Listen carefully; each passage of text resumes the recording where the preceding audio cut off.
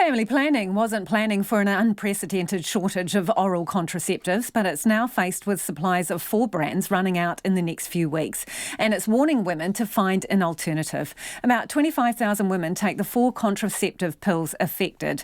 2 kinds of Brevinor, along with Norimin and Necon. Pharmac says the supplier, Pfizer, doesn't expect to have them back in stock until mid-February next year. Family Planning's National Nursing Advisor Rose Stewart says it's a problem at the source.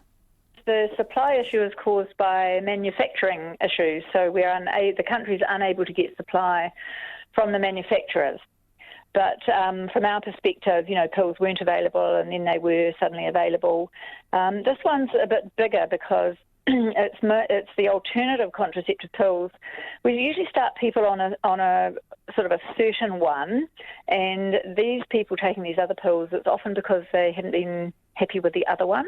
So they've already tried another one. So that's the difficulty for them, because we want to be putting them back on the other one, but they probably don't want to.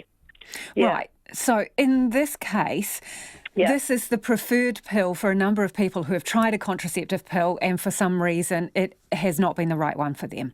Quite often, yes. So it could have been prescribed initially, but quite likely they've tried others. Yeah. What have you been told to expect in terms of supplies? Well, we've been told that there will be supply by January next year. So that's our understanding. What does that mean, Rose? Well, that means so where are we now? We're in October. So that's 3 months. So there are people who've been prescribed 6 months of the pill and they've been dispensed 3 months because there were shortages looming and the pharmacist has given them just half of their pills. And then they've gone back to the pharmacy and there are no more. So they now need to see somebody to change their pill. And what's your concern here? Well, I think, there's a bit of an issue for people because it means that they have to pay for another appointment. They've already had an appointment to get their pill, but they need to pay for another one. There's that. There's the inconvenience, the time inconvenience. There's the overall worry, that their preferred contraceptive is not going to be available.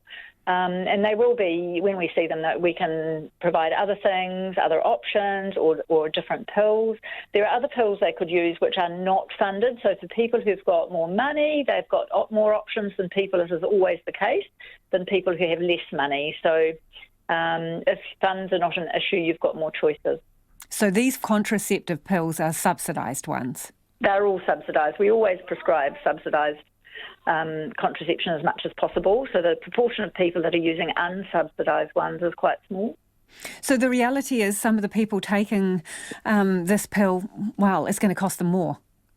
It may cost them more for an extra consultation. So within the year, 1 extra consultation, I'm thinking, yeah. How popular are these brands? Well, the pill is generally extremely popular. So we've just done a big survey on contraception. It's a self-selected people, who are responding to the survey, so it's not like proper research or anything. But it did show that the most contraceptives that are used are the pills, so that's still the most popular contraceptive. Are you worried that there could be a few slip-ups as a result of this? Well, there's always a few slip-ups when you have interruption in contraceptive supply. Yes, unfortunately, that's always an outcome. So we couldn't speculate about numbers, but there may be some people who are missing out and have an unintended pregnancy. That's quite possible. What's your advice to women then right now? Right now, we're saying if you've got plenty of supply, just carry on taking your pill as usual. If you're coming to the point where you would normally get some more, you need to go to your usual provider, which might be us or might be their GP or their school nurse or their youth health service. Ring them up and make an appointment to talk about your options and whether that's getting a different kind of pill or whether it's trying a completely different contraceptive for the meantime. So it's quite a good opportunity for people to try something different. Some people might be catapulted into thinking, yes, I really do want something more long-acting, so we can definitely help them with that. Does it surprise you it's come to this? It does. Yes, it does surprise me because we've never had this level of contraceptive pill supply issue. Before it's always been popular. We've always had a lot of people on the pill and we've never ever considered that there might be a supply issue. Rose Stewart from Family Planning there.